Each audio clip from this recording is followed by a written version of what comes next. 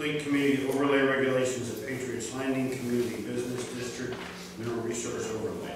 The rules are the same for each hearing. There are reference sheets in the foyer for citizens regarding the hearing process. Persons wishing to be heard at these hearings should sign in on the sign-in sheet at the podium or in the foyer. Please make sure to sign the hearing sign-up sheet. There will be other opportunities to speak on other subjects during the rest of the meeting. Persons who do not sign in shall speak after all those who have signed in have given their testimony. And if you write neatly, I will try not to butcher your name. 3 minutes will be allowed for each person. The purpose of these hearings are for the City Council to hear testimony on various topics.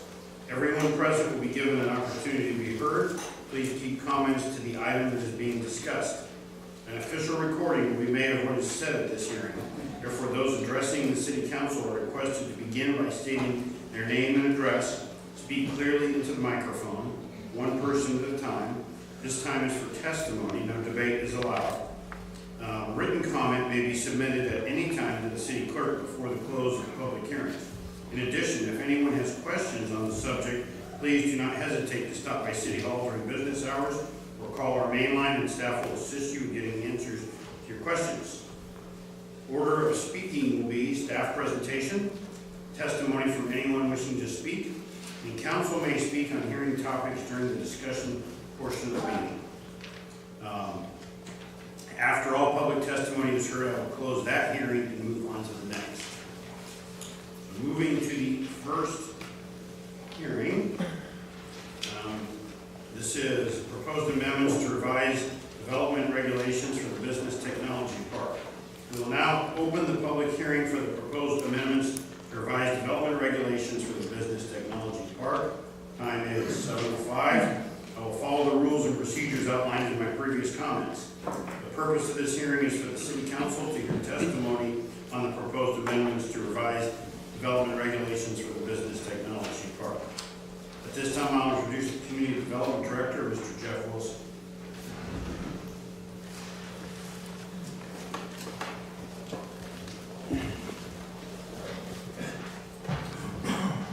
Thank you, Mr. Mayor, members of the council. I'd also like to invite up Mr. Ryan Gibbons from HBL, who is a consultant to help me with the crafting of the draft language as we go through this process.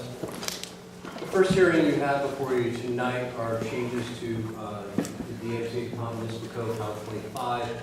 Specifically, it was edits and revisions to the existing language of 25.40, the Business Technology Park district of the city. And also then the creation of a new chapter under the municipal code, which is 25.41, which is entitled Mixed Use Village. And that was, those regulations are crafted specifically to implement the language in the comprehensive plan, which the council adopted at the end of 2016. The reason there are some amendments in 2540 is that is to carry over the application of 2540 until A, this process is completed, and B, after the development regulations are adopted for the implementation of the code, would then also be to carry it forward until we completely rezone the property to be consistent with the designations in the mixed-use village designation for consistency with the comprehensive plan. This process began through a number of different carried over a number of different months through the summer, basically in June all the way through October of last year. We went through reviews and iterations and workshops on different portions of the property surrounding what was in fact. We ran this concurrently with the comp plan effort related to the Fort Lake neighborhood. When we went into that process, one of the things that we recognized we needed to do is the Business Technology Park designation. There were certain uses that were considered to be permitted uses on the property and under the code, and then with the development of the new comp plan and new development regulations, is maintaining those land uses that were already permitted on the property and then looking at opportunities to expand and enhance other uses on the property to the benefit of the community. In doing that, we also recognize there were two other factors that go into this whole evaluation. One of which is there's an existing consent decree by the Department of Ecology on the property which restricts the uses of the property to only industrial, commercial uses because of some contaminations. And secondly, there's a private restrictive covenant placed on the property by the original property owner that mimics the consent decree, but those are both restrictions on the use of the property. So no matter what we adopted with the code of the mixed-use village, and no matter what we expanded in terms of uses, we needed to protect the underlying uses because of those two documents. But we wrote the plan, both in the comp plan and the development regulations, to provide additional opportunities if we're successful in working through with the Department of Ecology to, A, modify the consent decree based on new science and evaluation and determine what would be necessary in order to allow for expanded uses of the property. And B, follow through being able to work with the underlying property owner or the original property owner that holds a restrictive covenant to be able to lift those restrictive covenants. So again, you can see why it was really critical. No matter what we created, we had to retain and keep in place the allowed uses on the property as they exist today. And through this effort, we look at expanding those opportunities. In doing so, what I'd like to do is, at this point, I'd like to turn it over to, well, before I do that, you have in your packet basically the complete and accurate representation of the actions taken by the Planning Commission on October 9th in terms of approving those amendments. You have a copy of the minutes from those meetings, you know what the motions are from those meetings, you know who made those motions in the meetings to approve all the changes related to the development regulations. This is a complete and accurate representation of that, and if there's any questions about that, I'd be happy to answer at a later point in time. At this point, what I'd like to do is turn it over to Mr. Gibbons, and he is going to walk through a PowerPoint presentation, kind of giving an overall higher level view of all the actions that were taken and going through the amendments to the comprehensive plan. And so I'll turn it over to him at that point, and then we'll close with a couple of comments. I'll close with a couple of comments regarding questions that were raised by the council in the last work session. Last week, there were a couple of questions that you raised that we have some information and responses to that we'll address at that point. Before we finish our bigger testimony.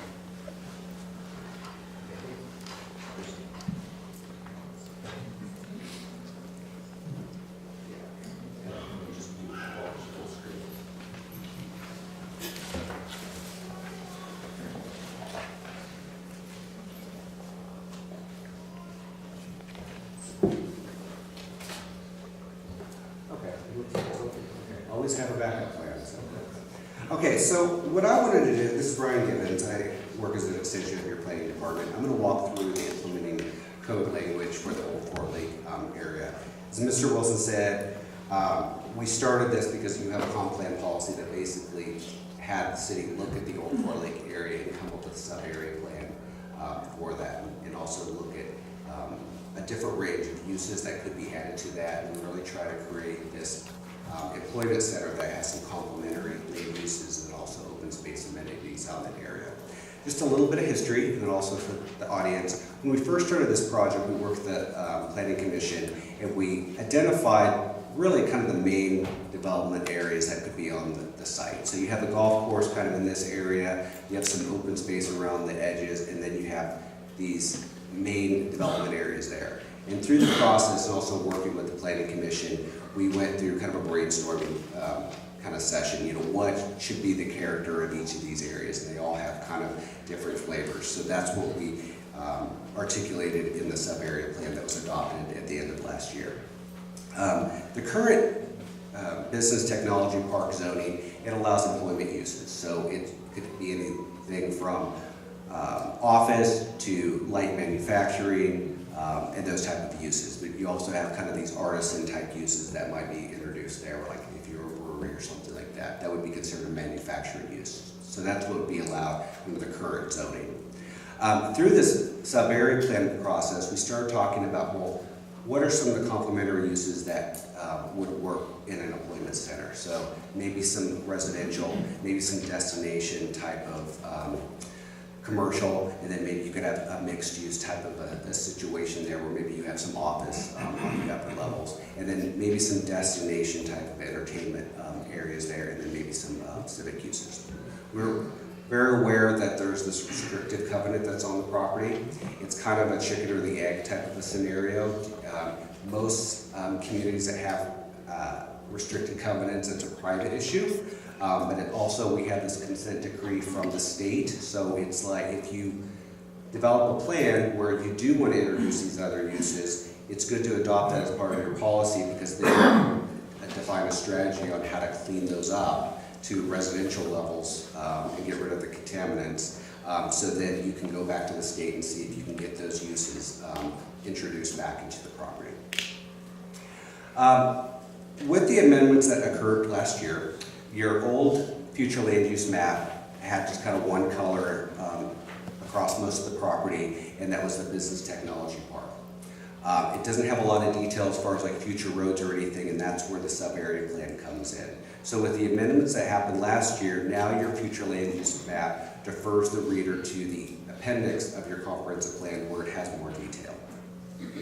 And then, so this is the sub-area plan. It's just an appendix in the back of your comprehensive plan, and then it has its own land use map within it. So it has 4 categories for the future land use. So you have OFL, which stands for Old Fort Lake, and you have 1 through 4. The areas along the block are designated as a mixed use focus area. The areas kind of in the center is more of an industry focus area. The areas here that are owned by the tribe, that is a work-live type of character district, and then the golf course, that would be just golf course. And we introduced some complementary type uses in that area. The open space designations, we did not change those through this process. So in order to implement that map, we do that through the land use regulations. So this would be what the future zoning map will look like. Right now, we're just coming before you with the text changes. No rezone will occur at the map at this time. That would be a future action.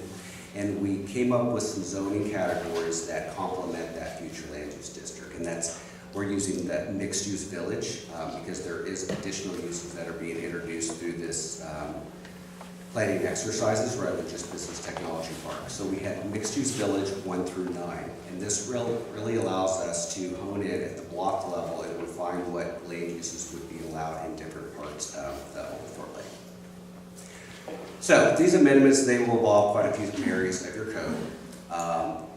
The first one would be the business technology park. We actually didn't do any changes in that. We left that in there so it could be that there needed to be a zone and development regs that would stay in place until the property is rezoned, or if it is rezoned, then we can still regulate development if it occurs on there. The second is a small change to your land use district and maps established section, so it's just adding the new zone to it.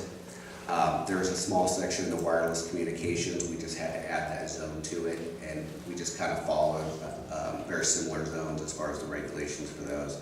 And also under the administration and development regulations, we had to add that new zone in there. So then we came up with this new zone, the mixed-use village. It was modeled after the business technology park, but we also looked at some of your standards from your residential districts and also your industrial districts, and we came up with this hybrid zone. And it's intended to implement the sub-area plan, and it includes the sub-districts that MUD 1 through 9. Okay. So in your packet, you'll see that we came up with a land use chart. Get to that page. And this was a simple way where people could see what use would be allowed in what zoning district within that. Council members, that begins on page 338 of your packet, and look at the chart. A hefty document, so we make sure you recognize the page, look at the chart, and give us a good. Page 338 is the adopted changes within the strikeout format. The beginning of the chart.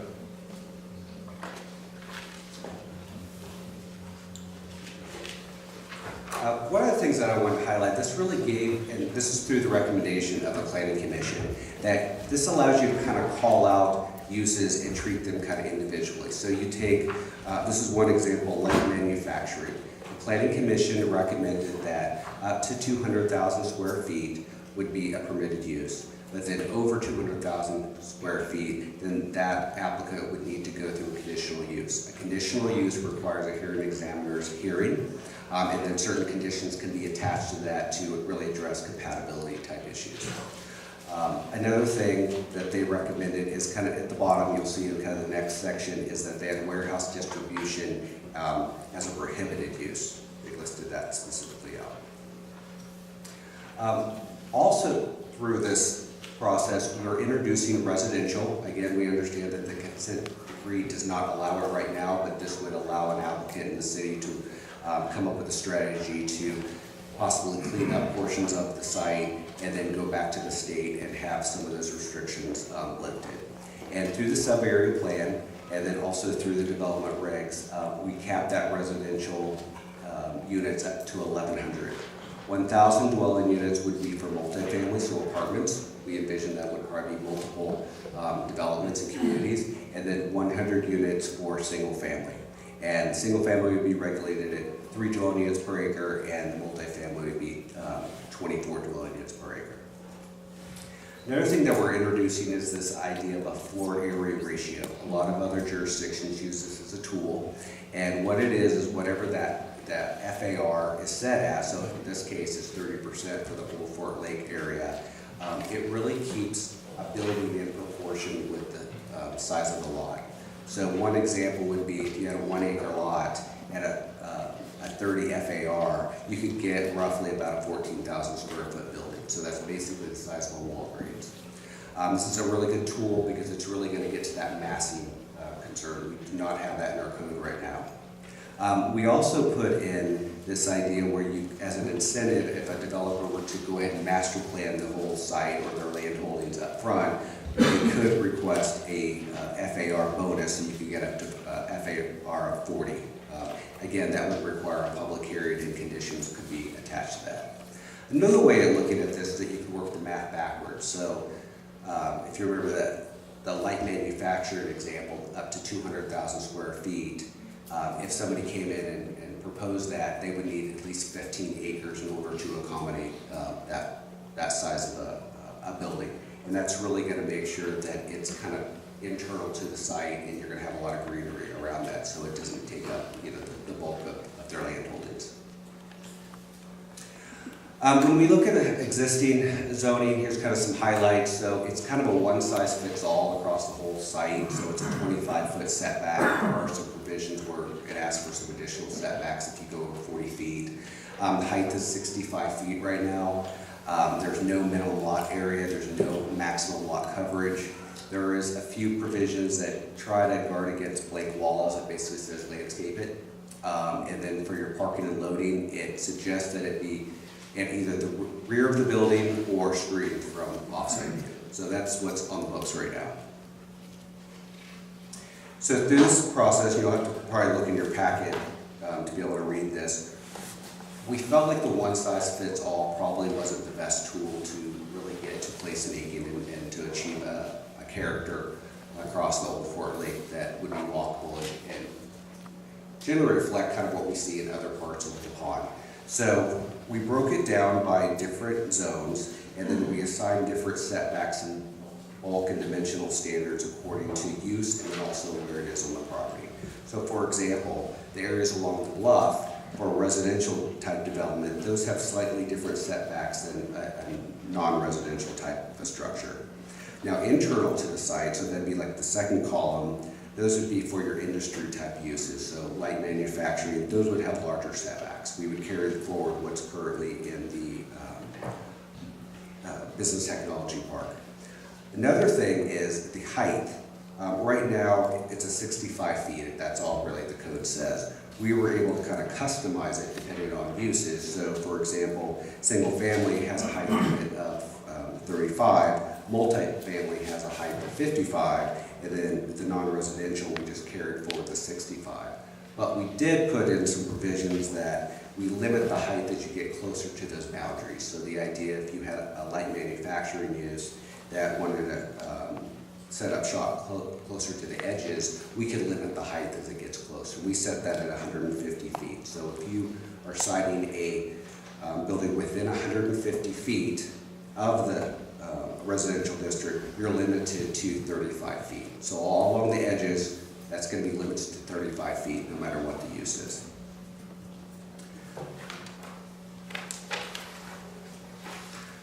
Also, we put in lot area and lot coverage. We try to gear this more, like for example, multifamily, we tied the lot size to match what your residential districts are, but then for the non-residential, we just left it basically the same as it's in the business technology park as you see today. Okay, buffering. We wanted to incorporate more of a finite buffering standard because it really wasn't clear in the code how you could impose adequate buffer in there. So we wanted to use the buffering standards that you use in other parts of your city. So the way that our code is set up is that you have either a full buffer, a moderate buffer, or a light buffer. The idea of the full buffer is just that. It's like you're going to completely screen something. A light buffer would be more something like you would see along a main street. So leave a little bit of hedges and some trees just to kind of soften that appearance. So for multifamily, commercial, office, and mixed use, we have incorporated a light buffer standard when they are abutting open space, residential districts, and arterials and collectors. So just really kind of soften those appearances.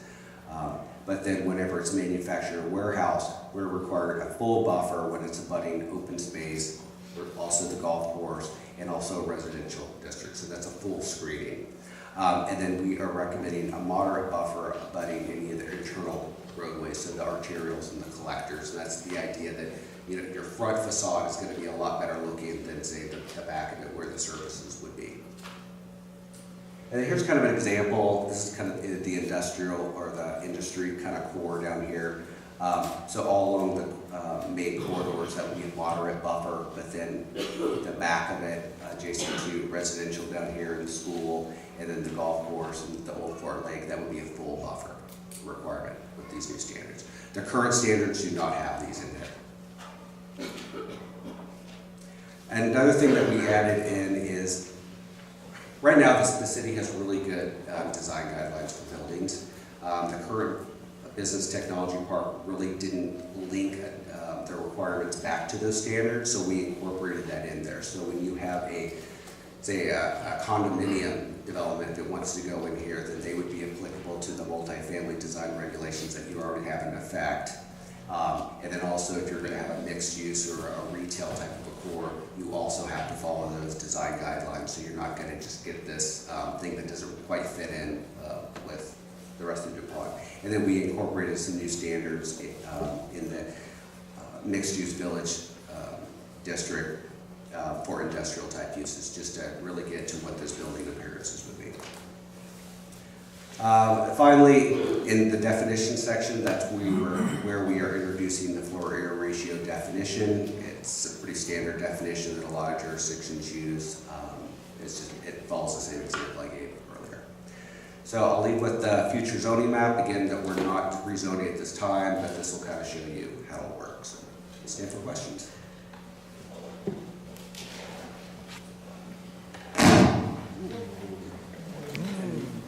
To kind of follow up then on the two questions that were asked at the workshop that working with Mr. Gibbons on is, one, question was asked, what are allowed uses if it's a warehouse use versus what are allowed uses or not allowed uses, or what do we consider to be a warehouse distribution facility? So we can look at kind of a comparison between the two things, warehouses versus warehouse distribution facilities.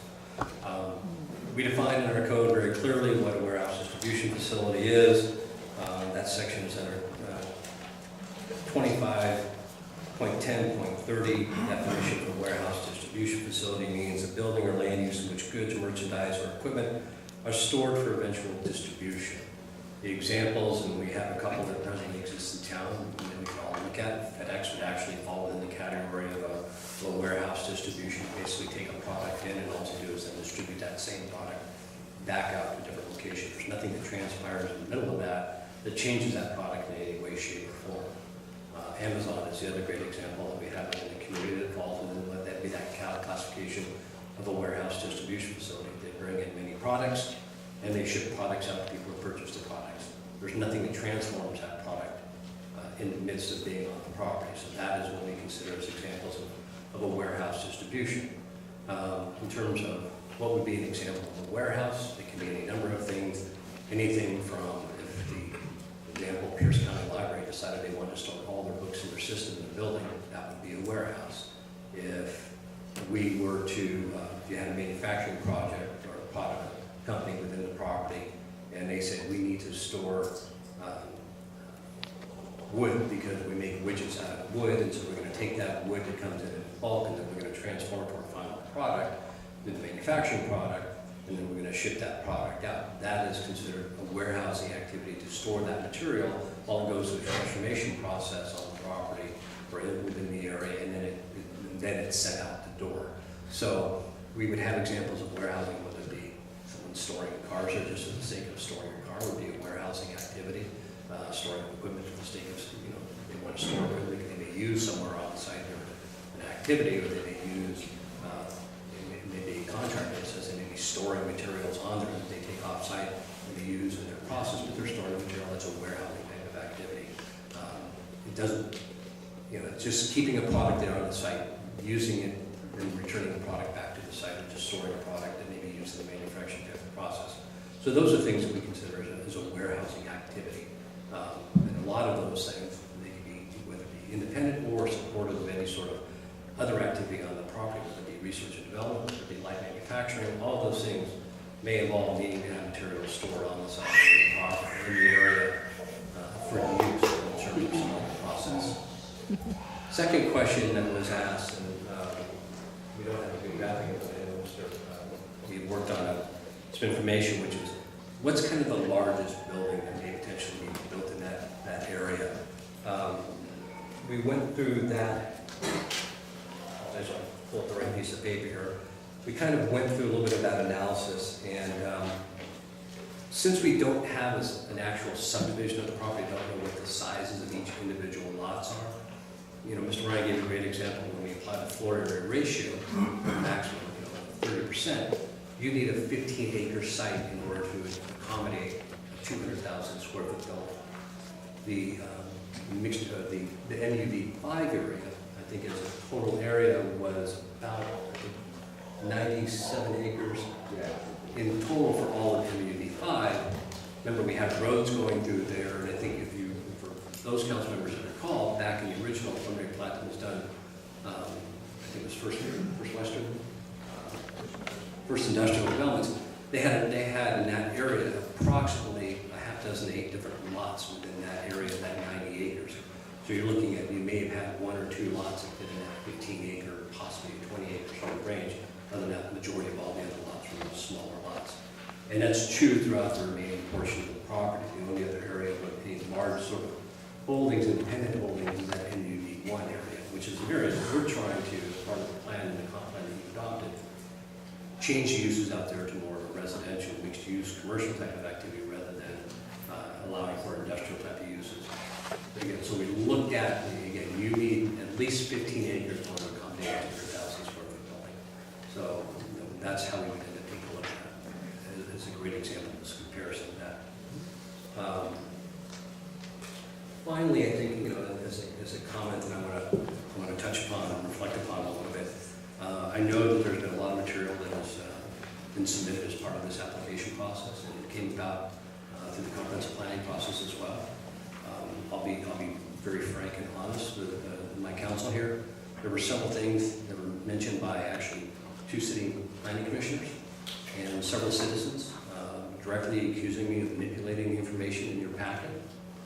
You have the minutes from the planning commission meeting, and in that planning commission meeting, you see each of the actions, you see who made the motions, you saw what the vote were on each one of those motions. And the packet that is before you is a direct reflection of that information, of that action taken by the planning commission on October 9th. An example, we've had a lot of conversation regarding the information of whether warehouses are allowed or not allowed. You can see on the minutes, I think it's page 8 of the minutes, where there very clearly was a vote on actions related to that particular text. And in that text, the vote was it was a 7-0 vote. It was unanimous by the Planning Commission. The motion put forward by Commissioner Elliott was to eliminate warehouse distribution facilities, retain warehouses within the mixed-use village, within our zoning designations. That information is reflected directly in the packet of material that you have before you this evening. The same packet of material that was presented to the council, I believe it was about a week after the Planning Commission took action on this, because we made those changes. I had those changes confirmed by a member of the Planning Commission before they were forwarded up to the council to make sure they were an accurate reflection of the actions taken by the commission. And that is what has been presented to you. So I say this because I take great offense. This is a career I've had for nearly 40 years. I've served 6 different cities, county, and the state. Never once during my career, has anybody ever alluded to or accused me of an illegal activity or an unethical activity in my work. And so I'm greatly offended by that. I'm greatly offended that people would write those comments to you without presenting any factual information as part of those accusations. So at any point in time in the council, if you have any questions for me, I'll be happy to respond to this. So at this point, I think we're finished with our presentation about the amendments, and we will be available when you for questions during the first reading. Thank you. Thank you, Mr. Wilson, Mr. Gibbons, appreciate it. Great work. We will now move to the public testimony. Has there been any written comments submitted regarding the proposed amendments to revise development regulations for the business technology department? There have, all through email, and they've all been forwarded to the council members. Council, you have received copies of all of the written comments that have been submitted to this point. Written comments can be submitted to the city clerk. They will be entered into the record and sent to city council members. Does anyone wish to submit written comments? Okay, I will now call upon the persons signed up on the sign-in sheet. Okay, first on the list, Lisa Merkel.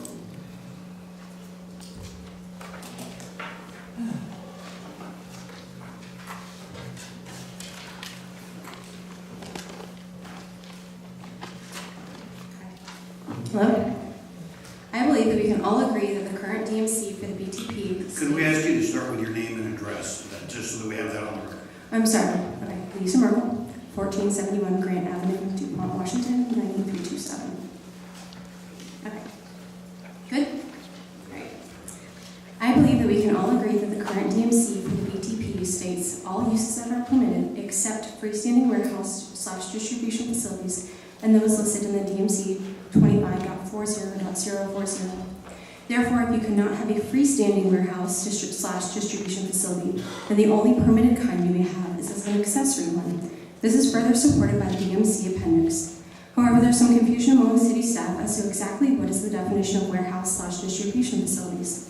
The definition of DMC states warehouse/distribution means a building or land in which goods used, merchandise, or equipment are stored for eventual, keyword, distribution. Remember, the slash in legal writing means or, so when the DMC states warehouse/distribution, it means warehouse or distribution. So the DMC's definition of warehouse/distribution is almost identical to the English dictionary definition of a warehouse, which is a large building where raw materials or manufactured goods may be stored prior to their distribution for sale. Therefore, the term warehouse and warehouse/distribution, as defined in the DMC, should be considered one and the same and are prohibited. The developer knows currently the DMC prohibits freestanding warehouses. Otherwise, they would have already built a sea of freestanding warehouses all around the property. They wouldn't have spent $50,000 towards the city's consultant fees to make the comprehensive plan and zoning plan changes. They wouldn't be emailing and calling our city staff on a regular basis. They wouldn't be showing up at our city meetings. So if the current DMC prohibits freestanding warehouse/distribution facilities at Old Fort Lake, what exactly are the proposed DMC changes? Why change the current definitions? Mr. Wilson has ignored the directive of the Planning Commission to delete the term warehouse/distribution. He's replaced all terms of warehouse/distribution with just warehouse and allows them an OFL. He does not provide a definition for warehouse. If warehouse is left undefined, it allows future developers to create their own definition of warehouse. Problematically, he also does not define the term warehouse distribution, no slash. Additionally, by allowing and adding the term warehouses, bracket not warehouse distribution, into the Old Fort Lake DMC, it opens up the city to potential lawsuits from future developers. Technically, Amazon operates a fulfillment center and FedEx operates a parcel hub. If you vote to add the language warehouses, not warehouse distribution, lawyers for large corporations can easily argue to allow these types of warehouses all over Old Fort Lake.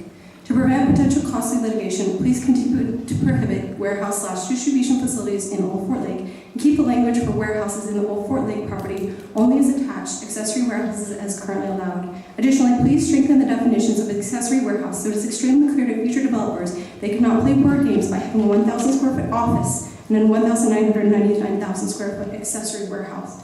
Remember the council members, you are elected and to represent the citizens of DuPont and not the developer. Thank you.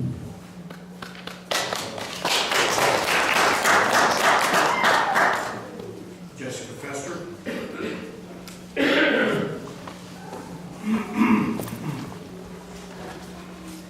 Hi, Jessica Fester. I live 4 DuPont Avenue.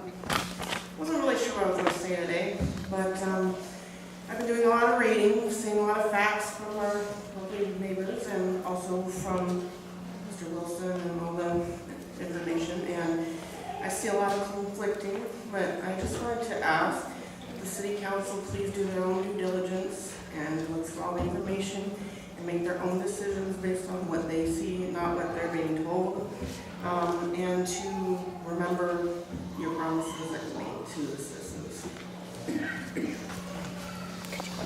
Judy Norris. Good evening, Judy Norris, 1485 Kitson Street. The city administration is asking you to approve zoning codes that would allow freestanding warehouses on Old Fort Lake. Freestanding warehouses and distribution warehouses have never been allowed on the Old Fort Lake property per our standing city code.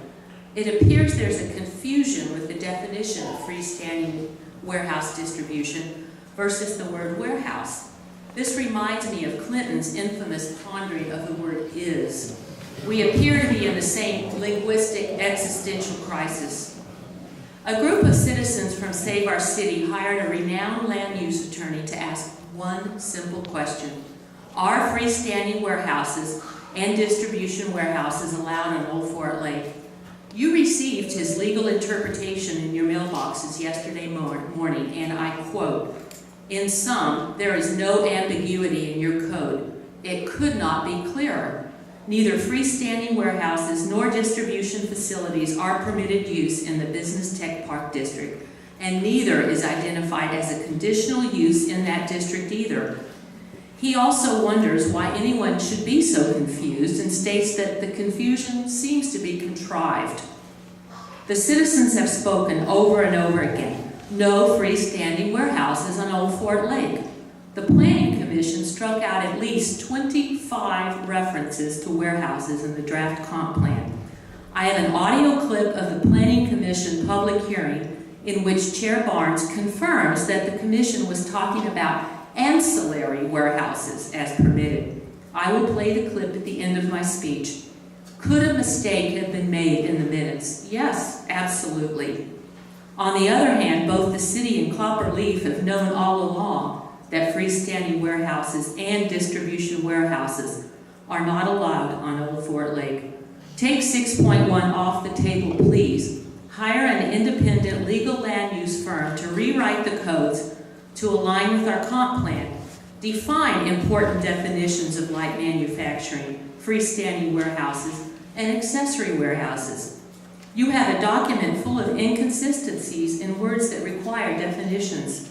Most importantly, take a moral and ethical stand and support your neighbors and those who voted you into office.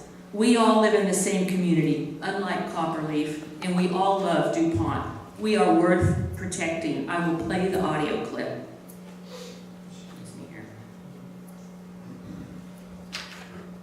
I would suggest that I might be clarify that. I would actually just strike the word distribution, because warehouse is already an activity. Oh, thank you. Warehouses as ancillary. Is that right? Is that, thank you. Warehouses ancillary, thank you.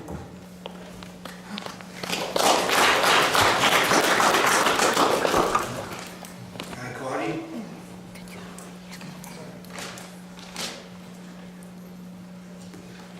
Good evening, council members. My name is Guy Claudy. I live at 3070 O'Brien Street. A couple weeks ago, I asked the question to Director Wilson, who was the champion for the citizens of DuPont? His response was that citizens could provide statements about specific items but there was no one who was an advocate for the citizens. Esteemed council members, I hope that Director Wilson is wrong. I hope tonight you will be the advocate for the citizens of our city. Tonight was the first reading of a proposed change to our current rules that have a lasting effect on DuPont. Your vote in a couple weeks will be your legacy. I want you to think about that because these changes are going to be tied to your name forever in DuPont. The citizens have spoken here tonight and will speak more, have expressed concern on how the rule changes are written. These changes, if passed, are currently written, will result in hundreds of semi-trucks being in close proximity to your family. These changes result in warehouses possibly built around the crown jewels of the city. These changes will result in a far-reaching transformation of the city. You must here ask yourself, council members, is this what you want to be remembered? You want to be remembered for being an advocate for the citizen or an outside businessman? Do you want to be remembered for protecting the lives of the citizens of DuPont or bringing warehouses and trucks into DuPont? You want to be remembered as the council that stood for citizens or the one that changed everything about the city that made it special? How do you want to be remembered? I and other citizens implore you to send these changes back for rewrite. Prohibit construction of warehouses except as accessory use. Keep DuPont the city you chose to live in. Keep DuPont the city that you chose to raise your family in or to retire in. Keep DuPont, DuPont.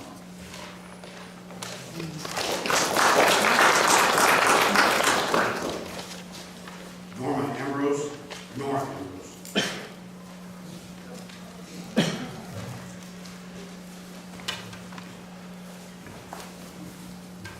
Hello, my name is Nora Ambrose. I am 10. I live on McDonald Avenue, DuPont, Washington. I think that allowing warehouses can endanger kids going to and from parks. They can get hit by a truck going down to the warehouses. What is more important, money or the quality of life for DuPont? Also, trucks cause pollution. The pollution can harm bugs and plants as well as noise. Truck noises will make it harder for children and people to sleep. What am I stating? I am stating that we, the people of DuPont, are more important than money. So when you are making your choice, I hope that you remember that we, the people of DuPont, are more important than any amount of money. Thank you.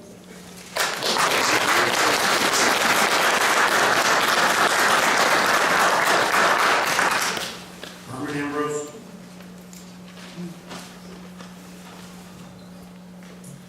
I'm Carmen Ambrose, 1849 McDonald Avenue. And I just want to reiterate what most of these people have said. I came to a few of these different meetings and was here when the Planning Commission was striking all of that language.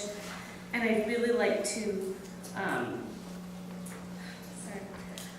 we chose DuPont because it's a safe, small town with great schools. It's really important to us that the changes don't allow more truck traffic or any kind of warehouse that brings more truck traffic. And I do understand that our code allows for some, for the auxiliary warehouses in conjunction with manufacturing and things like that. But I'd really like to see the code not be changed to allow more than that.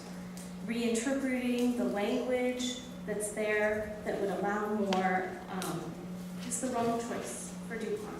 And I would like to remind you all that are making this decision that you work for us, and the citizens here have really clearly identified what we want for our town and what we want going forward. And the people that are speaking are not just speaking from emotion. They've consulted experts. A lot of them are experts in different fields, and they've all combined that information together.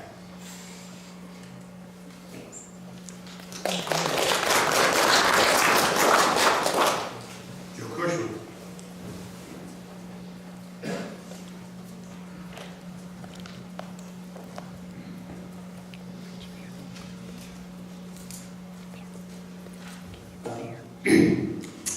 Thank you. Joe Cushman, Planning Director for the Nisqually Tribe, making a few brief comments. The Nisqually Tribe has previously expressed its concerns and interests about the rezone and the comp plan amendments in the business and high-tech park, and our concerns remain the same. I'll mention one concern tonight again, and that's cultural resources. This seems to be the main issue that resonates at the tribe at this point. The tribe has continued to urge the developer, and we have continued to urge the city to urge the developer to work closely with DAP and in turn within the Nisqually tribe in developing a comprehensive cultural resources management plan for that whole area. I believe DAP has responded to that and has delivered that message to the developer, and I think it's critical that that be put in place. The cultural resources at DuPont are unique, both the native and the non-native resources, and they deserve to be protected and respected. The tribe will continue to work with the city and the developer, whoever that turns out to be, on this overall project, and I think they may be sending a follow-up letter next week. So thank you for your time.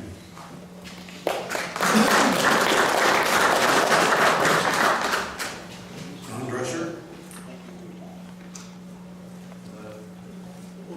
Okay. Tommy Jenkins? Okay.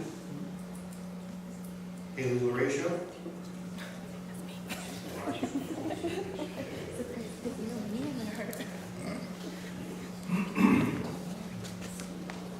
Hello, I'm Haley Laratio at 1547 Palisade Boulevard, and luckily everybody pretty much kind of already spoke about what I would speak about. I didn't prepare anything, just kind of go with the flow here. But obviously, my love of nature on Old Fort Lake, that's inevitable that you guys are gonna build on it, and I understand that. But the one thing that I really want to stress out is the importance of the safety. I almost cried when she spoke because I live right across the street from Holy Collect. I see it daily. Even our own drivers, our own citizens, sometimes can be a little bit mindless when they're driving. And DuPont Police, I've been seeing them out there lately. I only know her first name. Oh my gosh. No, her last name? Or should I say? Yeah. Officer Miller, sorry, spacing out. Seen her out there, and they're writing people up, and they're but they're not out there all the time. They cannot be out there all the time. So I remember hearing about a no truck zone timing, and I just think that that's not going to work. And I think that where the street is right now, where you guys have it over by Pioneer Middle School, is an awful idea. And I would like that also to be maybe just consider that as another safety precaution if we're adding freestanding warehouses, which I'm completely against. It just seems like somebody wants to ruin DuPont. And I look at you guys here, and I know some of you guys, and I don't believe that any of you really want to ruin DuPont. I don't understand, why would anybody, be forget, all of us are vocal minority. We might be the vocal minority, but we're the ones that vote. We're the ones here that vote, the citizens who care. And you guys have to care because you guys dedicate your time, right? So please care, and please just reconsider everything that everybody is going to say tonight, because we are counting on you guys. Thank you.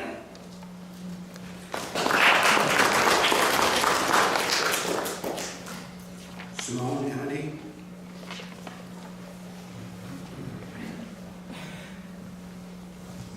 Hello, my name is Simone Amity, live on 3183 Brown Loop, DuPont, Washington. And I would just like to say that the changes that are being proposed really concern me as a citizen. I've lived here since 2005, and actually in a military family, and we chose to retire here for the reason that we retired here is because of DuPont's unique aspects.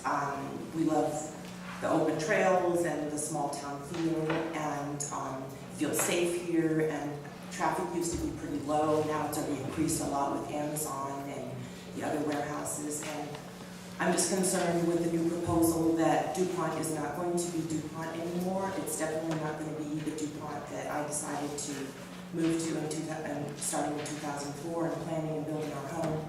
And I'm seeing the traffic now, and it's just going to get a lot worse.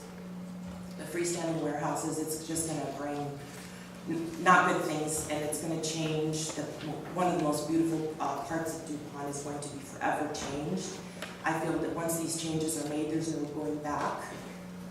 We're basically going to be stuck with them forever. So the choice is up to the council. I hope that you make the right decision for DuPont, consider the citizens, and consider our quality of life. Thank you for your time.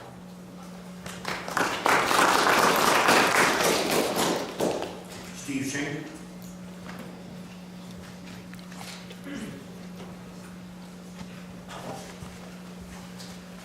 Steve Shank, 1473 Kitson. I recommend you take item 6.1 off the agenda to ensure any rewrite reflects the people's desire in current zoning prohibiting freestanding and distribution warehouses. Allow only accessory warehousing. For a while now, the city administration seems to be messaging that the business technical park is currently zoned for all types of warehouses. So any change prohibiting standalone or freestanding warehouses, as the code is written, is considered a taking of property rights. This is an incorrect interpretation of our code. But as a layman, as a citizen mentioned, a number of citizens paid for a nationally recognized land use legal expert to look at our code. His opinion, only accessory warehouses are allowed. Accessory as defined in chapter 25-130 of our code. The developer and the mayor at one time also interpreted our current code the same. Through another citizen's record request, and I've sent these documents through the clerk and Mr. Wilson to you, you have a May 5th, 2017 email from the developer to the city administrator where I quote, "The key thing for Copperleaf will, getting the council approval to do warehouse distribution buildings in the center of property," end quote. And in another email, May 11, 2017, our mayor and the city council included a map of Old Fort Lake titled Copperleaf Proposed Land Uses where it's recognized standalone warehousing required a code change. This is both the email body and in the legend of the map. And as the first citizen mentioned, ask yourself why the developer paid all this money for this Old Fort Lake sub-area plan unless they required the code change. They've been at every meeting, and why not just purchase the property directly and to save all the trouble? And I'd like to draw your attention to another issue in your very large packet. Draft chapter 25-175, Administration of Development Regulations. You'll see a change made from our current code to the project permits summary. In the draft, the Economic Development Director can approve anything in these mixed-use villages on Old Fort Lake. He is the approval authority. Sure, there's an appeal process to a hearing examiner, but it's not simple. You have to have legal standing, and you have to be willing to pay the $1,500 examiner fee. If you vote yes as it currently stands, you will allow standalone or freestanding warehouses next to our middle school, city hall, and our golf course. Sadly, for really little or no economic benefit.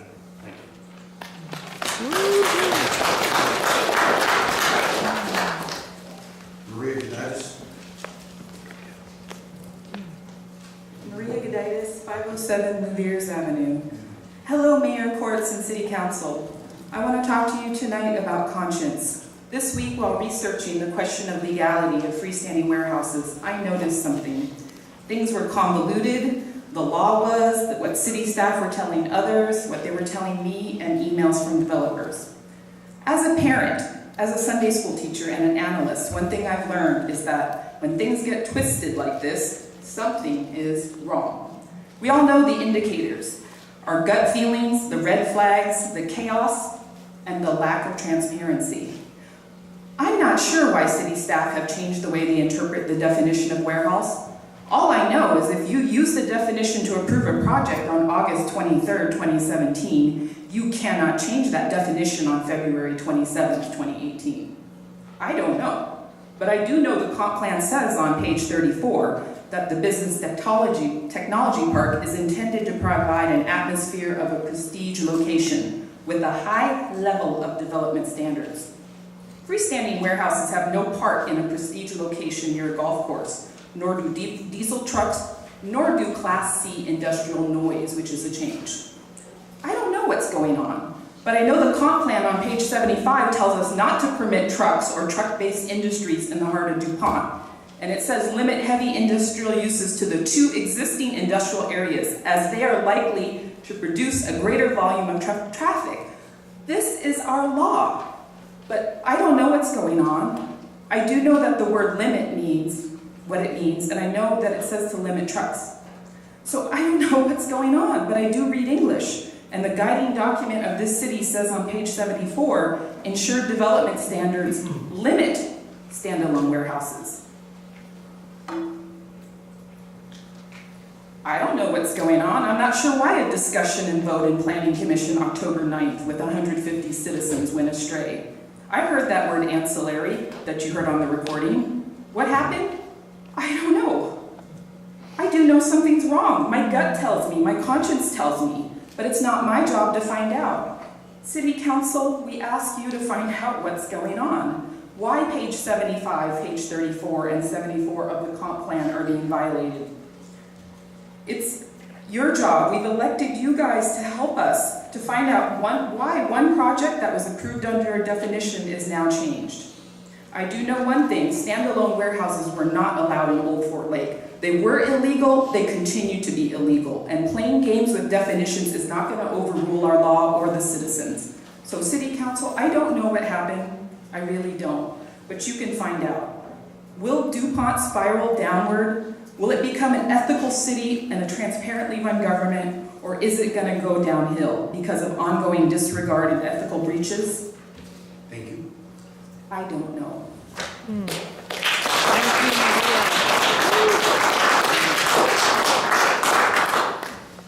Kathy Preston?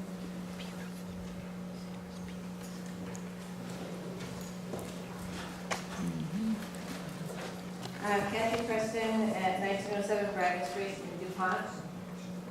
The quality of life in DuPont is something to be treasured. Most of the citizens living in DuPont chose this city for its lovely quaintness, small town feel, and safety.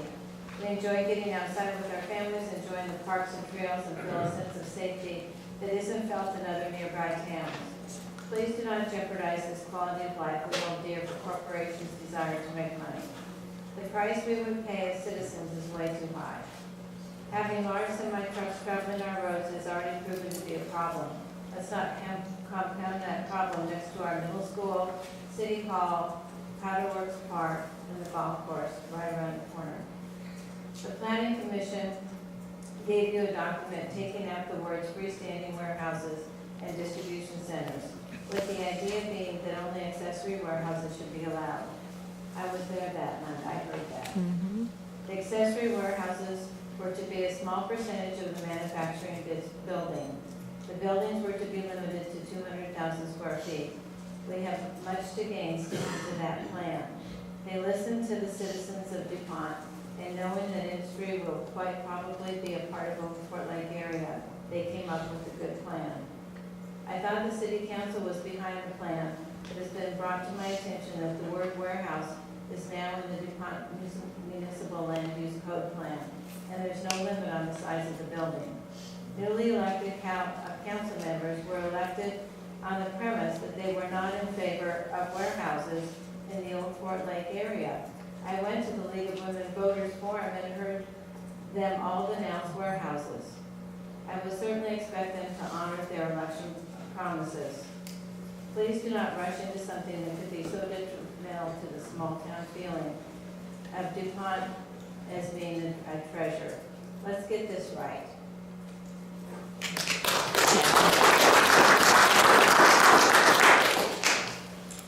Mary Matthews Brownell?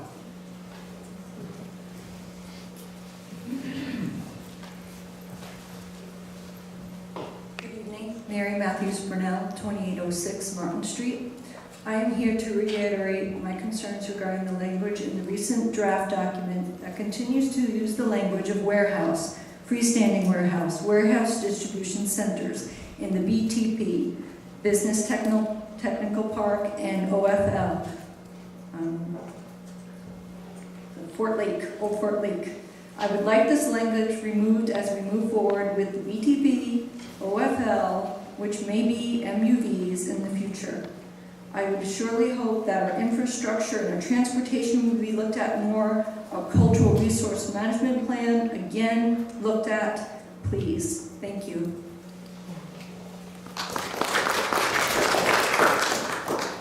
Okay, I'm gonna try this one. Looks like first name is M-I-Y. Beecham.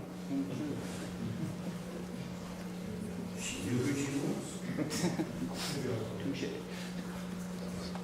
Please pardon me for my illegible handwriting. Ming, M-I-N-G, Chu, C-H-O-O, 2812 Martin Street. Good evening. In 2002, my husband and I discovered DuPont, a very small, quiet town. So we went into the quadrant home, picked our lot, and picked the kind of house that we want. And we moved in 2003, October. Ever since, I was very happy with the council members, with the mayors, and I was a very, very passive resident simply because I have to study hard, work hard, earn enough money to pay my mortgage, keep my house landscaping at least at par with my wonderful neighbor. Until I was very happy.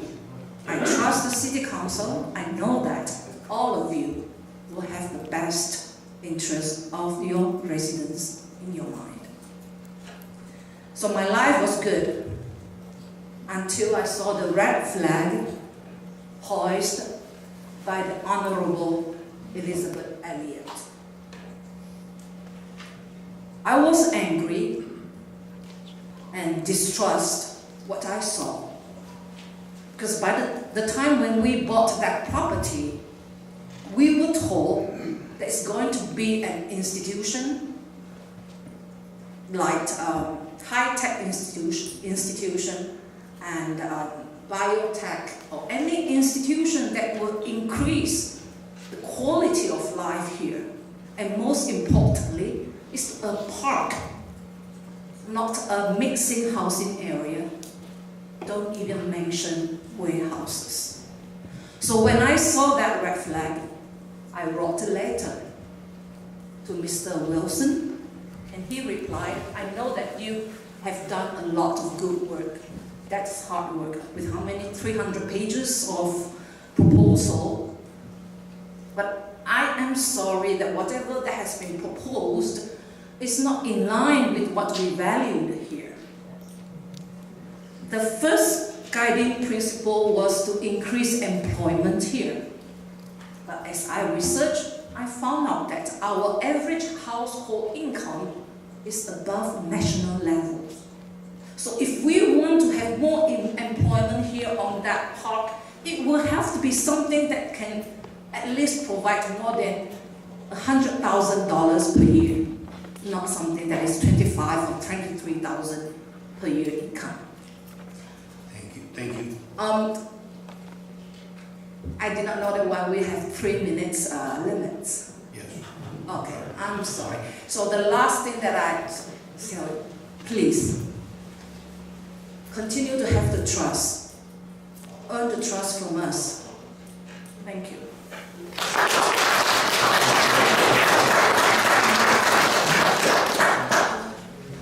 Is there anyone else who has not spoken and wishes to?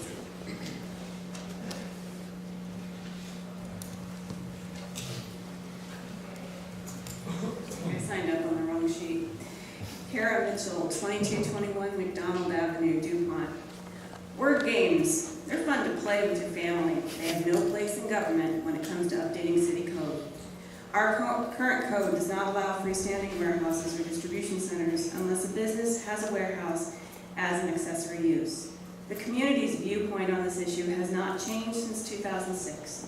If anything, the desire to absolutely disallow any substantial freestanding warehousing or distribution has grown stronger, not less, over the years. The intent of previous councils, planning agencies, and citizens has been made very clear to both staff and you.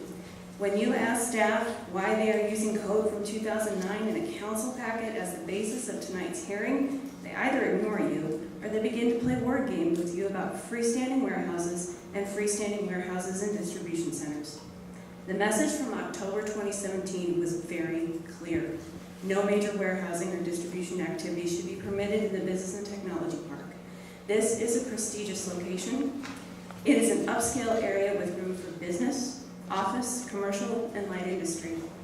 No gigantic warehouses that give way to semis 24/7. You already know the devastation and disruption freight haulers bring to our community from Amazon. Freight haulers get lost on our residential streets and hit legally parked cars. They wake up residents in the middle of the night. They make me kind of cranky. Semis barrel down Center Drive illegally through school zones. Truck drivers leave litter, called trucker bombs, plastic bottles full of urine, along sidewalks along Center Drive. Semis increase noise pollution. They create huge safety hazards next to our school. It's time for staff to represent the decisions of the planning agency and the desires of the community. Stop playing to the whims of developers who do not have our best interests at heart. No freestanding warehouses should ever be allowed in the Business and Technology Park in DuPont. If the primary activity of a business involves warehousing or distribution, the code should explicitly prohibit it, and it does already.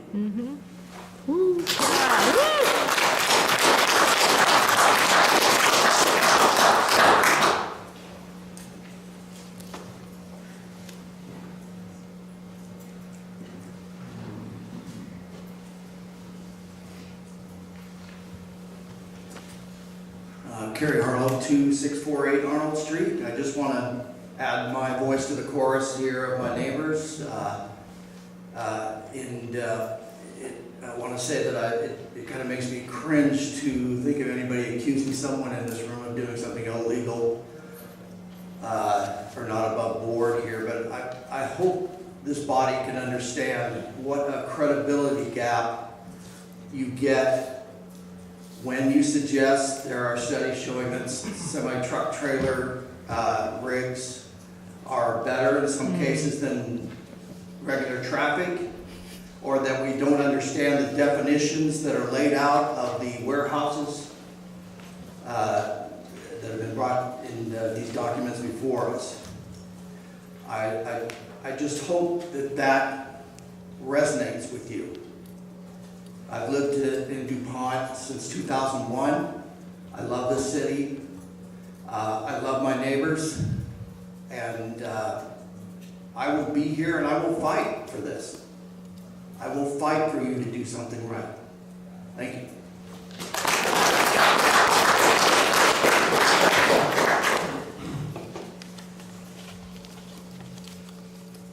Okay, there being no further testimony, I will close the public. Here she is.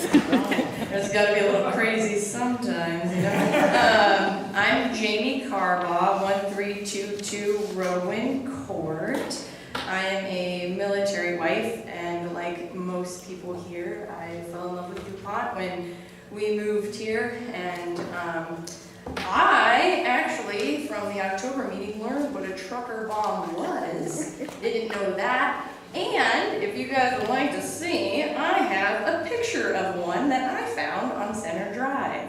So I pick up trash, my daughter and I, we always pick up trash on our stroller rides.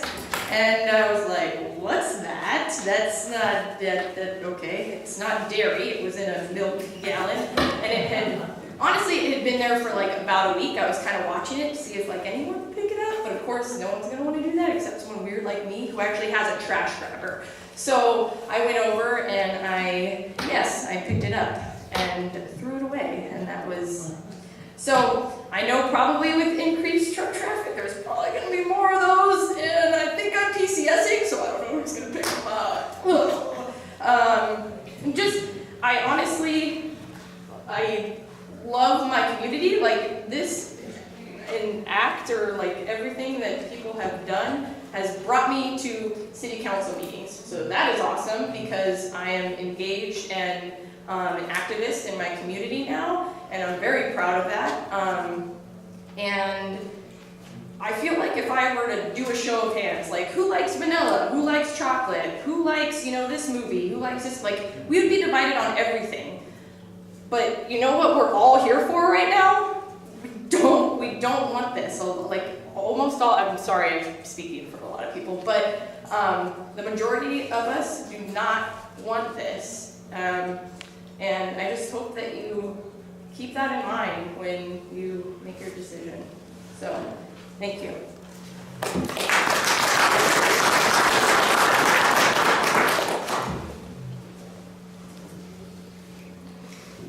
There being no further testimony, I'll close the public hearing at 8:13.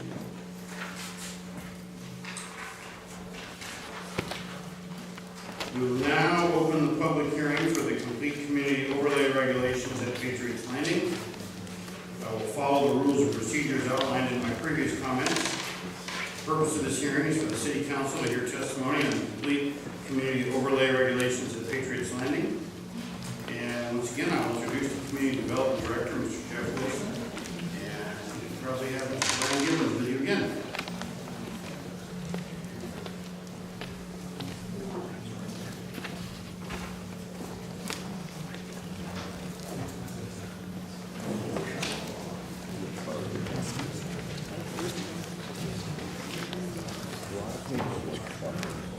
Mr. Mayor, members of the council, we'll move on to item number 2.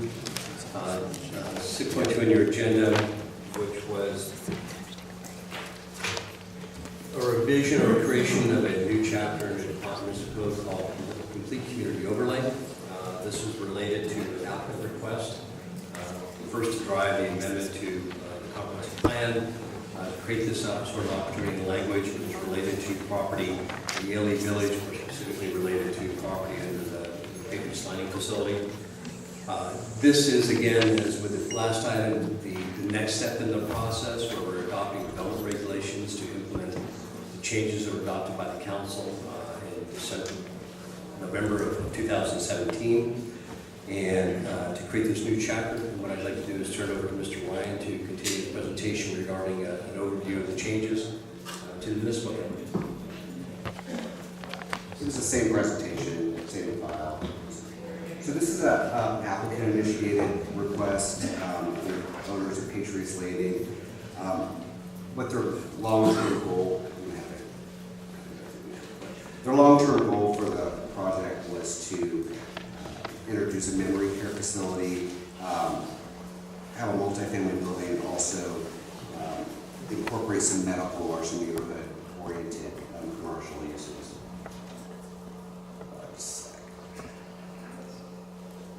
Okay, so when we look at your current code, when they came in for a pre-app, we looked at what the request was according to the existing code. Right now, they're zoned residential 5. So the memory care, that would require conditional use approval. That would require them to go to a hearing, and then possibly they would get approved for that use.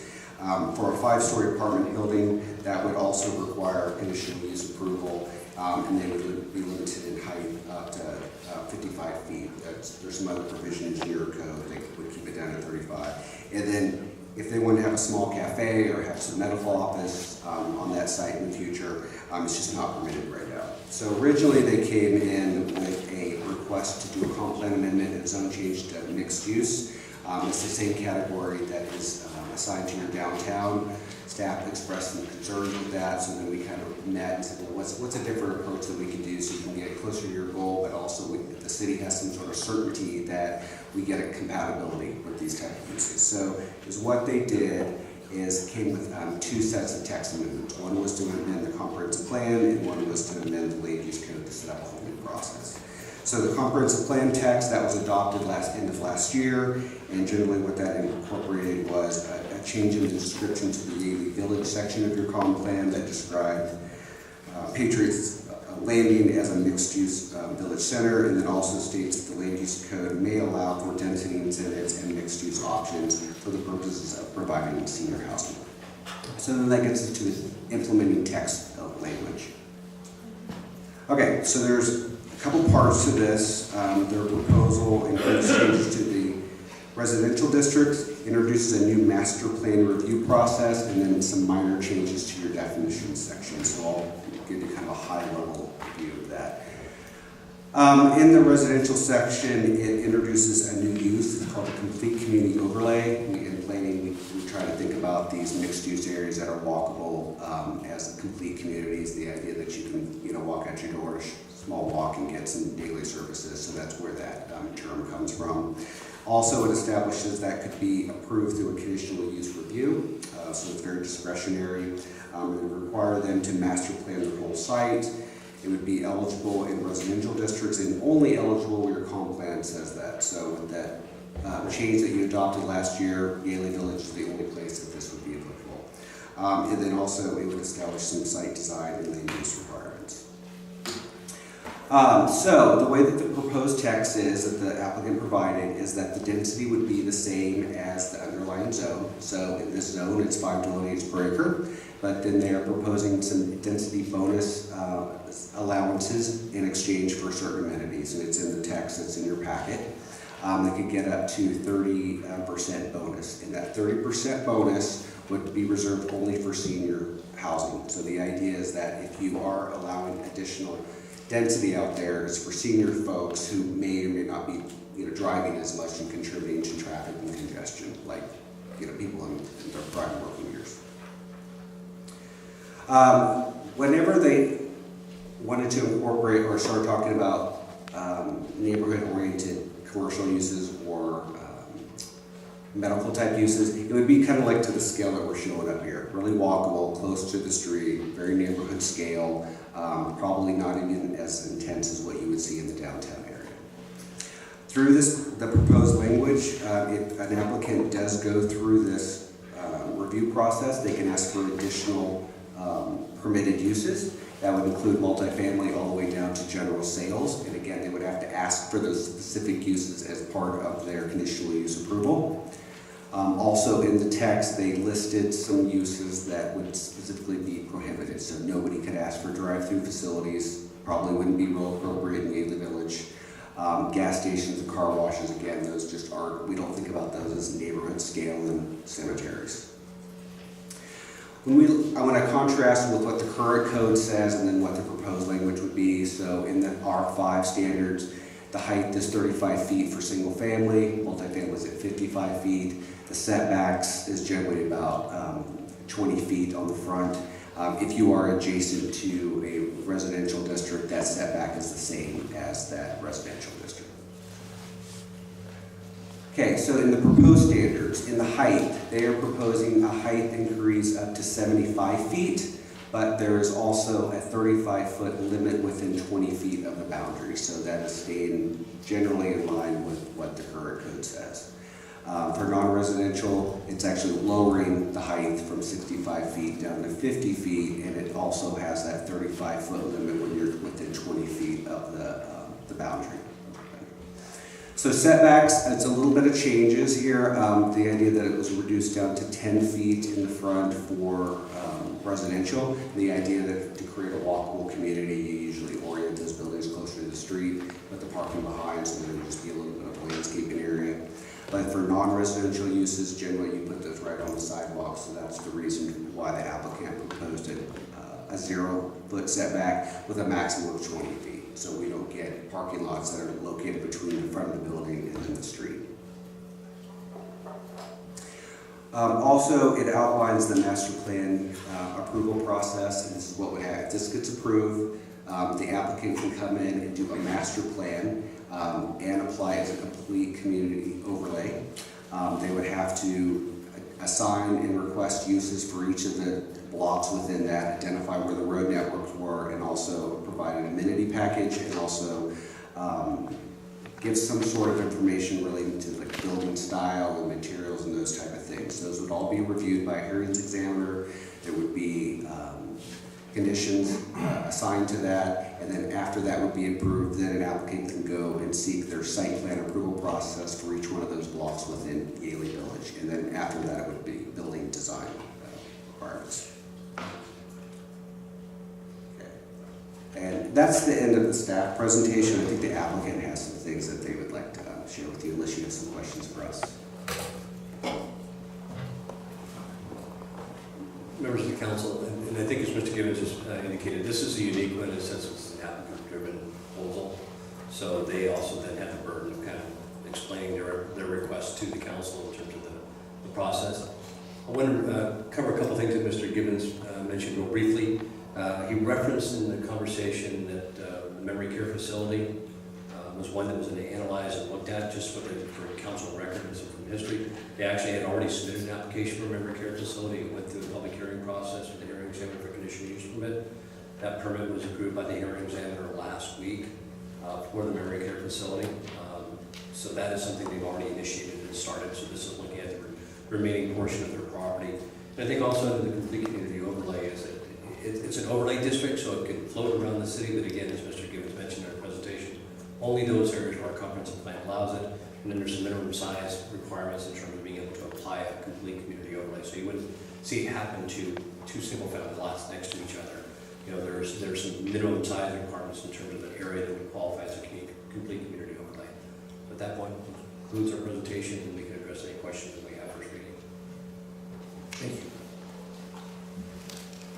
Have there been any written comments submitted regarding the complete community overlay regulations of Patriots Landing? No. Written comments can be submitted to the city clerk. It'll be entered in the record and sent to city council members. Does anyone wish to submit something in writing? Okay, I'll now call upon the person signed up on the sign-in sheet. First, Matt Ryder.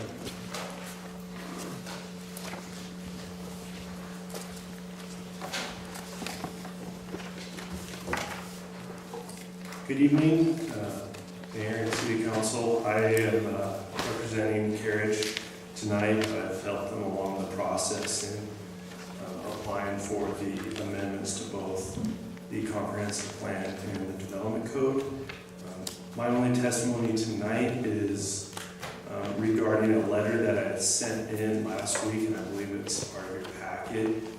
What we're requesting is a change from what was approved by the Planning Commission, and that's in regards to the last section. It's found in the definitions page, which is chapter 25.10, the D definition for dwelling unit.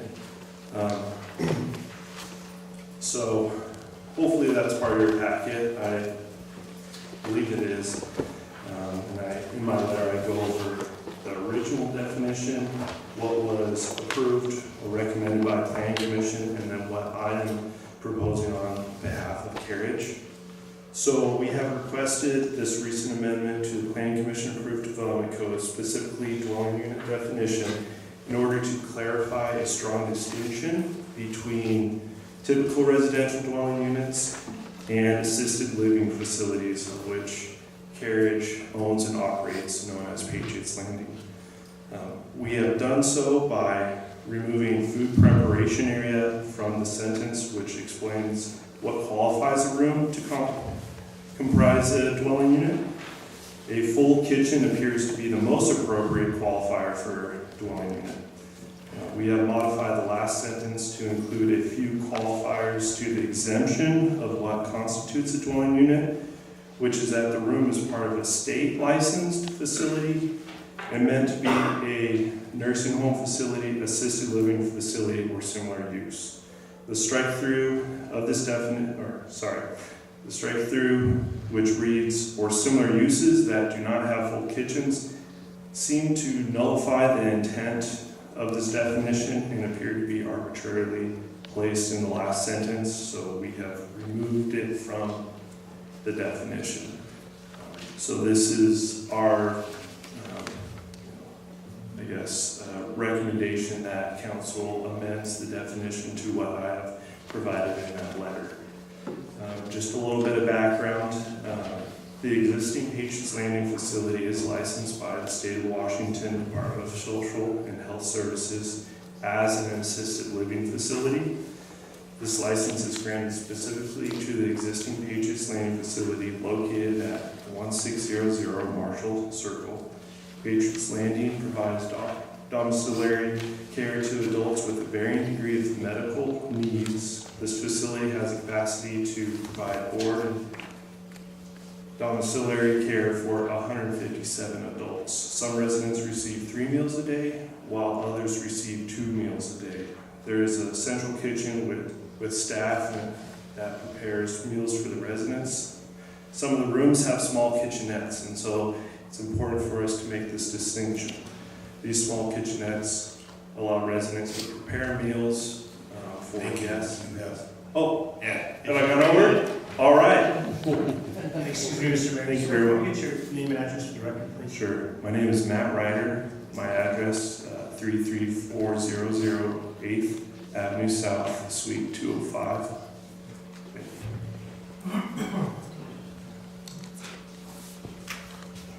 Mike Campo? May I enter my written comments into the record? Yes, you may.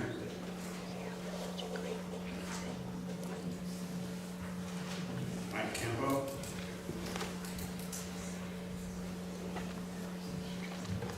Good evening.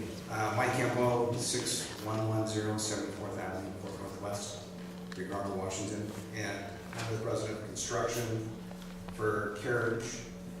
And I didn't really have a lot to add with regard to our dwelling unit definition, but I just want to kind of reiterate what Matt was indicating, which is the definition as originally written could be interpreted to say your assisted living units are considered dwelling units. And currently that is not the case. So our intent is to clarify that and indicate that state licensed facilities, whether it's senior living or skilled nursing or assisted living, would not fall under that category. And it also delineates other multifamily units, such as apartment buildings or duplexes. So we delineate the use. That's all I have. Thank you. Carol Mitchell?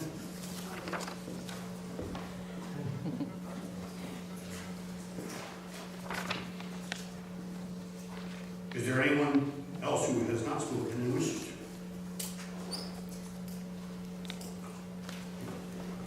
There being no further testimony. Oh. Dennis Bernard, 1525 Jensen Avenue, DuPont. Just one thing I don't know if anybody's looked at, but is our fire, I mean, we don't need an answer right now, but is our fire and adequate equipment for a 5-story apartment complex? And if not, who's going to pay for it? Thank you.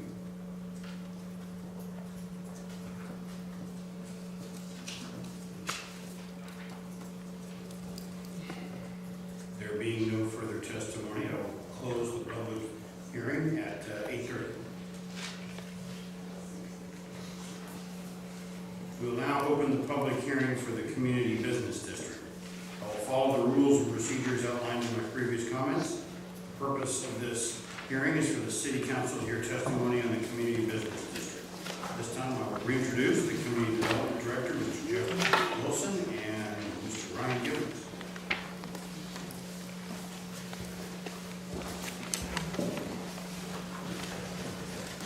Thank you, Mr. Mayor, members of the council. Again, Jeff Wilson, my director for the city of DuPont, and I'll bring up Mr. Gibbons. Appreciate the opportunity to have you all evening. That's the best exercise I've had in a long time, getting up and down. So this is an area where we took a look at, I know it was one of considerable interest, was finding an opportunity where we could create some additional retail commercial activity within the city. So we looked specifically at an area on DuPont Silicon Road and Center Drive. It's an area of about 35 acres on the land. Well, actually it's more than 35 acres, but we have the undeveloped land on the north side of Center Drive. And then we have the area that was called Center Plaza on the south side, which was kind of built as a flex sort of warehouse type of space.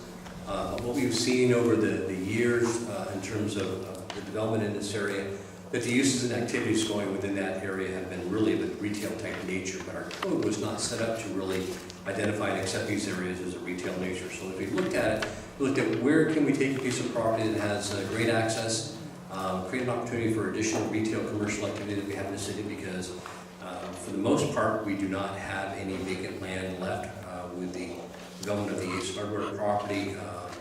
It's occurring on Center McNeil. That's one of the largest lots. There are 2 other smaller lots in the downtown core, and one next to the ACU, one around, I think it's, I was going to say Marshall Court, but it's not Marshall Court.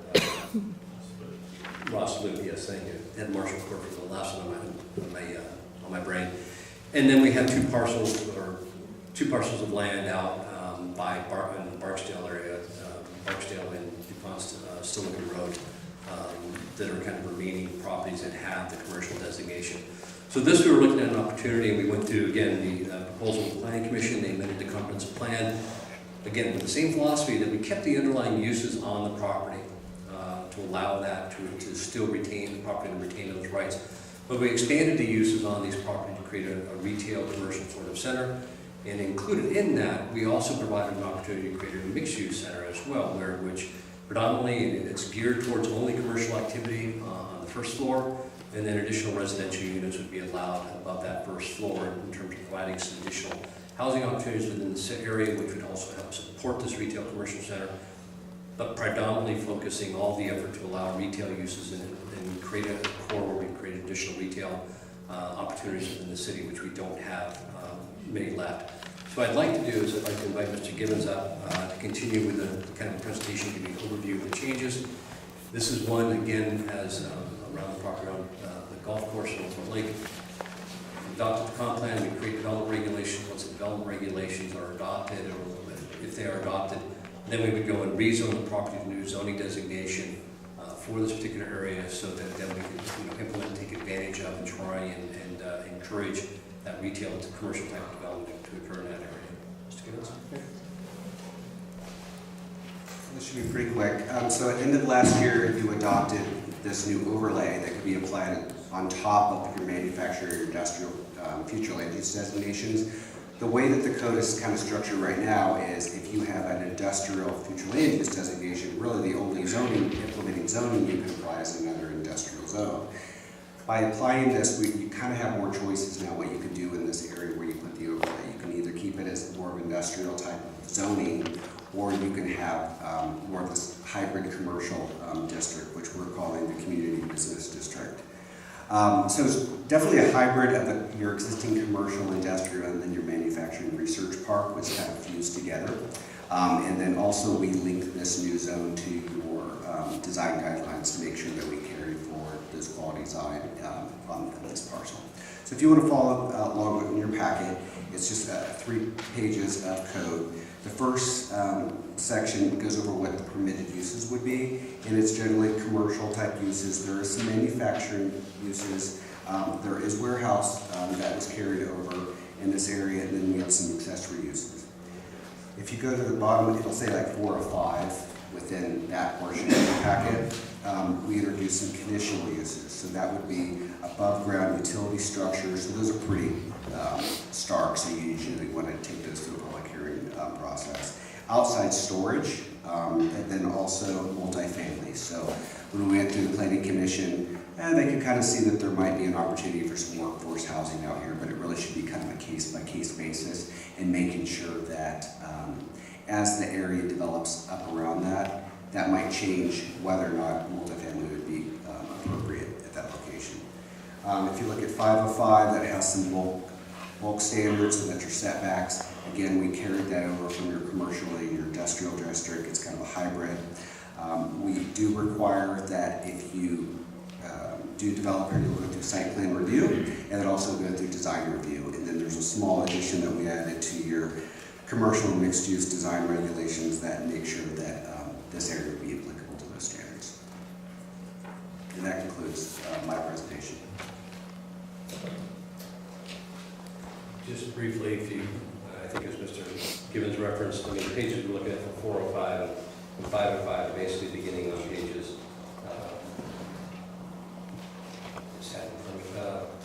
533 is where 405 would be on the plan.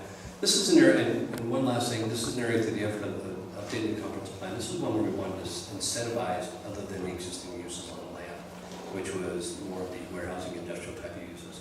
To incentivize this to be developed more as a retail commercial. So, we went through this process as quickly as we possibly could. Given its proximity, given its location on DuPont Stillwater Road and the volume of traffic that occurs on DuPont Stillwater Road, it's a great opportunity to create a retail center there with all the pass-by traffic that allows us to create a retail base for this community, generate additional revenues that will benefit the community as a retail center. So that's the reason and background behind both the comp plan amendment and the zoning regulations that are proposed for you. So as with all the others, we'll be happy to respond to any questions you might have after during the first reading. Thank you. Thank you, John. Have there been any written comments submitted regarding the community business district? Okay. Written comments can be submitted to the city clerk. They will be entered into the record and sent to city council members. Does anyone wish to submit something in writing? I'll now call upon persons signed up on the sign-in sheet. Do we have anybody signed up? Okay. Is there anyone who did not sign up that would like to speak?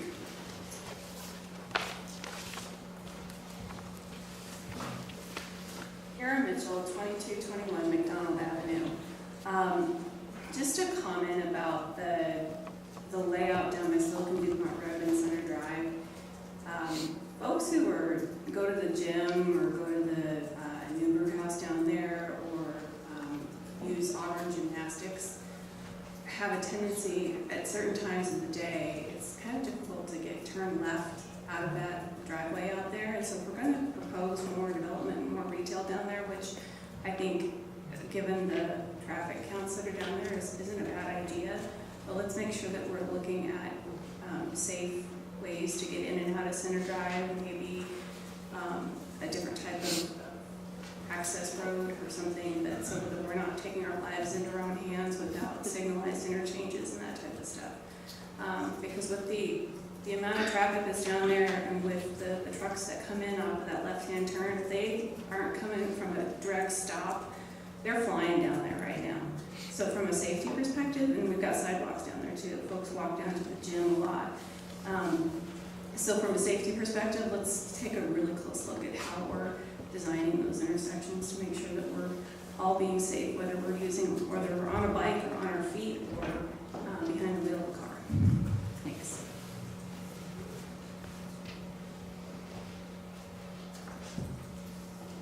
Okay, there being no further testimony, I'll close the public hearing at 8:39. We'll now open the public hearing for the mineral resource overlay. I'll follow the rules and procedures outlined in my previous comments. The purpose of this hearing is for the city council to hear testimony on the mineral resource overlay. This time I would like to, once again, introduce our Community Development Director, Mr. Jeff Wilson, and Mr. Ryan Gibbons. Thank you, Mr. Mayor, members of the council. Actually, Mr. Gibbons gets to set this one out. I get the simple one when they have two simple changes or one simple change. As we talked about, this is another area we went through an amendment, and it's not really an amendment to the text of our comprehensive plan that initiated this. We made a change to the comprehensive plan map, really defining the boundaries of the mineral resource overlay. There should be a map. There. Correct, yeah. You see the area highlighted in blue. I think most people, and I think members of the council, some members of the public may be aware it's kind of referred to as Lot Y. It's the end of, I think it's Drive next to the Creekside Apartments. It's right at the end of that road. The boundaries for the mineral resource overlay actually include that particular piece of property. It's under a single ownership, and it's the only property within the mineral resource overlay district of the city that's not owned or mined as part of the Cal Portland mine, or not intended to be mined as part of the Cal Portland mine. The purpose of the mineral resource overlay under State Law and Coast Management Act is basically to identify these areas, preserve them for future mining or extraction of those mineral resources. Those are minerals of statewide significance. Basically, it's identified as an area. Given that this is a single parcel at the end of a cul-de-sac street adjacent to Sepulchre Creek, which is a very highly prized creek corridor that we have in the city, we looked at and amended the boundaries in the comprehensive plan to take it out of the mineral resource overlay. And then what we're proposing to do is a change on our zoning map. It's not a change of the zoning of the property. It still retains the underlying MRP zoning designation. And this area also, for council's understanding, is also part of that consent decree area, and also has the same restrictive covenants on the property that apply to all the property around the golf course. I mean, it's within those boundaries. So the amendment to our zoning map would be to, again, follow the change we made on the comprehensive plan map, move that mineral resource overlay designation from the south side of the property adjacent to Sepulchre Creek to the north side of the property, keeping all the ownership of the mineral resource overlay as part of the Cal Portland mining operations, and removing this property, so we don't want to incentivize this property to be mined. But it's going to be subject to all the development restrictions and regulations of the MRP, as well as the consent decree and the restrictive covenants, which means we'll have an opportunity to identify, protect, and preserve any, and we know there's some cultural resources that exist within this area. We'll be able to, through the development process, since it's not incentivizing for mining operations, we'll have greater opportunity and I think greater strength in being able to protect and preserve some of the cultural resources that we know from the old mission site, as well as Buffalo Soldier site, so we can work with applicants on that when we go through this process. So moving that boundary line, which is what the request is here, will give us some greater flexibility and opportunity. With that, I conclude, and again, I'll respond to any questions you might have when we go through the first reading. Thank you. Have there been any written comments submitted regarding the mineral resource overlay? I gave you a handout here. Got it? Okay, Council has that. Thank you. Written comments can be submitted to the city clerk. They will be entered in the record and sent to city council members. Does anyone wish to submit something in writing? Can we let this guy speak? Is that all right? I'm not so sure about that. I will now call upon persons signed up on the sign-in sheet. The esteemed Mr. Roger Westman.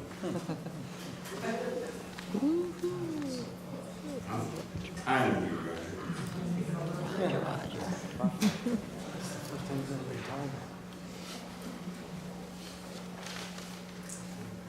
Roger Westman, 2249 Palisade Boulevard.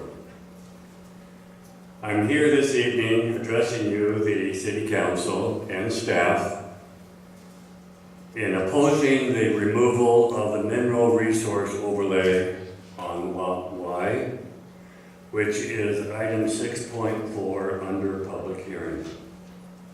The basic reason I oppose this action is that the historical and archaeological sites located on the property would no longer be protected from possible industrial destruction.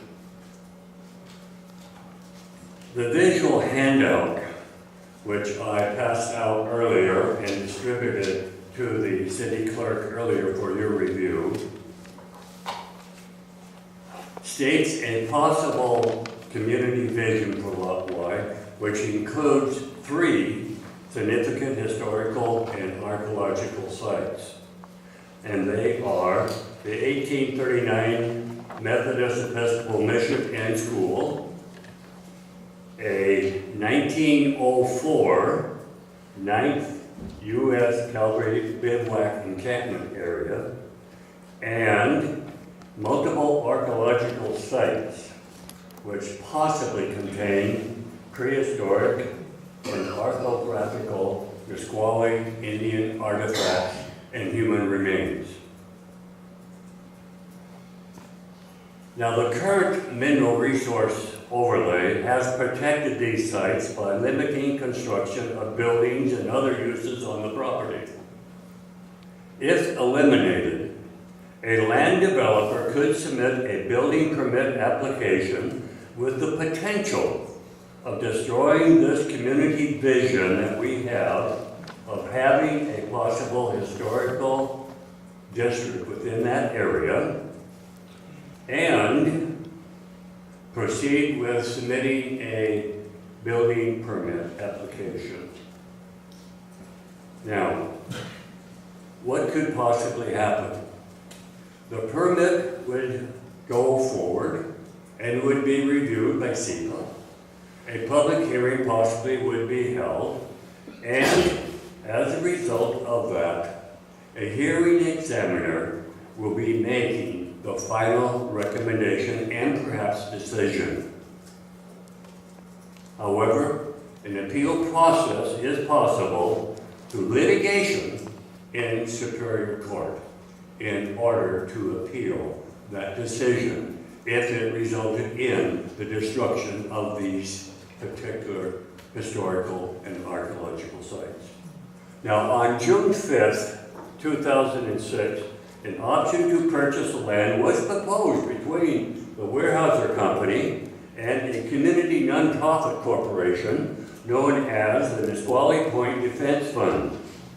Unfortunately, the auction was never executed by that group, nor by the city of DuPont when the auction was transferred to them.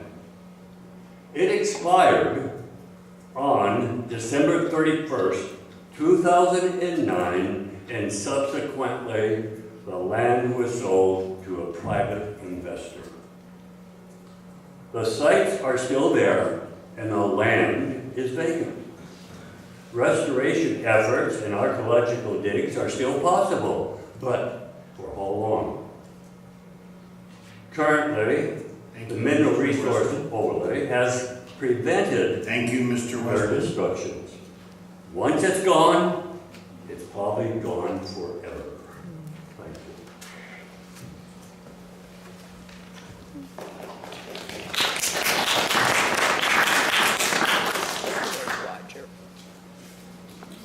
Is there anyone else who has not spoken and wishes to?